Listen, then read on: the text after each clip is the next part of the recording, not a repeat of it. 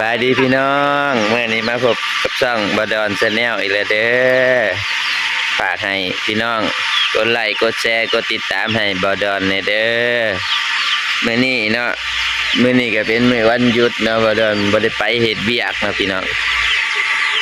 บดอนบ่ได้ไปเฮ็ดเวียกก็ได้มีโอกาสสิลงไปตกปลาเบิ่งเนาะว่าน้องตัวที่พ่อใหญ่ปล่อยไว้มันสิมีปลาบ่เนาะพี่น้องเนาะหรือว่าเขาหลักไปกินหมดแล้วเดี๋ยว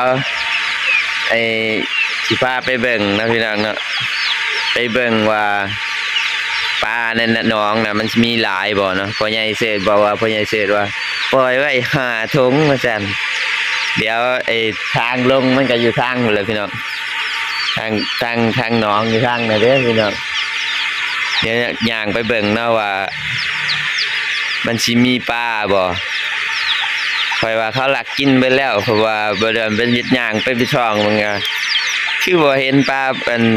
บ่อนปลาหยังเลยพี่น้องเอ้ยเดี๋ยวไปเบิ่งกันเลยพี่น้องว่าเด้อพี่น้องทางไปทางไหนเด้อพี่น้องเดี๋ยวสิพาไปเบิ่งเด้อเดี๋ยวปลาปากตัวหนึ่งพี่น้องเอ้ย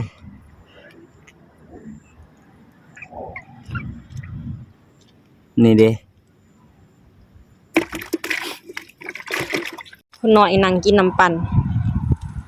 ให้กำลังใจเปาะบ่แจ็บปะแจ็บปะไม่แจ็บโอ้แจ็บบ่ลูกดีแจ็บบ่ลูกแจ็บปะ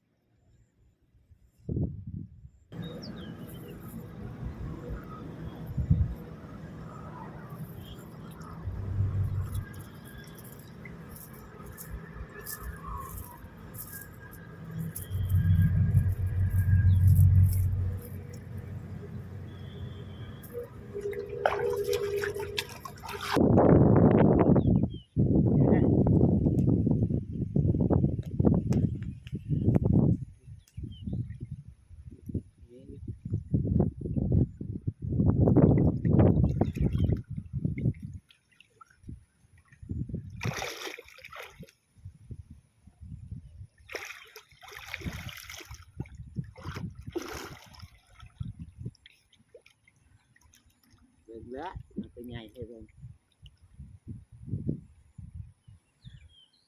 น่าดีนะตัวใหญ่น่าดีนะได้อีกแล้วออกแล้ว ป้ายังบัดนี่ปลานินใช่ปิ้งตัวบึกเลยอันนี้เอาตัวเดียวก็ขึ้นเลยนะตัวอื่นสั่งนะหวังว่ามันก็สิบ่มีอีกแล้วเสร็จแล้วนะ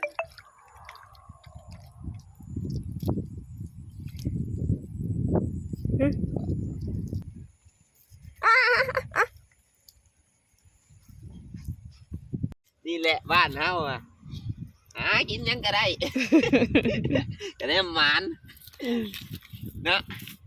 แม่นบ่แม่นติดปลาเลี้ยงแห่งหมานครับ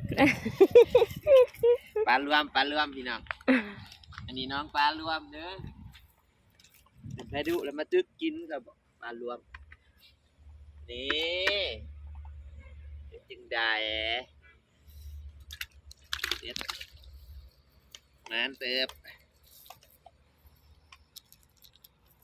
อันเด้อนี่ปลาที่เราตกมาเลยก่อนย่างกินแบบแซ่บๆนะเดี๋ยวนะนี่น่ากินบ่นี่แหละหากินแบบธรรมชาติแบบบ้านๆเพื่อนคนน้อยฮะคนน้อยมีหมักปลาค่ะคนน้อยหมักปลาค่ะพอปลาอะไรกันลูก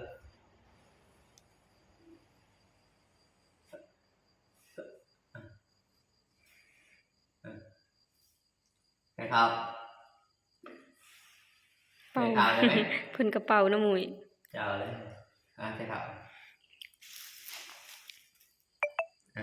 เอาข้าวนี่แล้วกันเดี๋ยวเอาคนหน่อยนี่มากินแต่ปลาเขาบ่มา มากินปิ่งปลา ปิ้งปลานี่คือเป็นมักสุดเลยอืม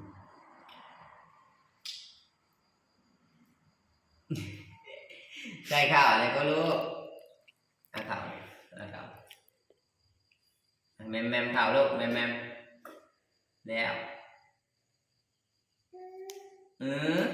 กินได้ไหมกินนี่กินใช่ข้าวนี่กินก่อน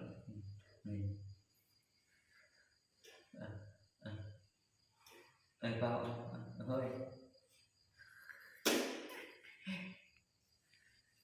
แซ่บปลาแบบปลาครับแต่นี่มันบริเลียงเนาะบริเกลือว่าอาหารนะมันอันนี้มันเองมัน ปลาธรรมชาติ ปลาธรรมชาติเลยเนาะปล่อยในพายแบบธรรมชาติเลยบริเกลือว่าอาหารนะเนี่ยมันสิแน่นหวานกว่าปลา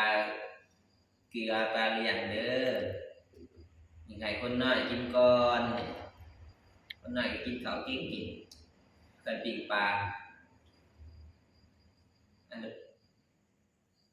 กินอันนี้บีกินแต่ปลาเลย ดู เนี่ยงานมันแน่นครับ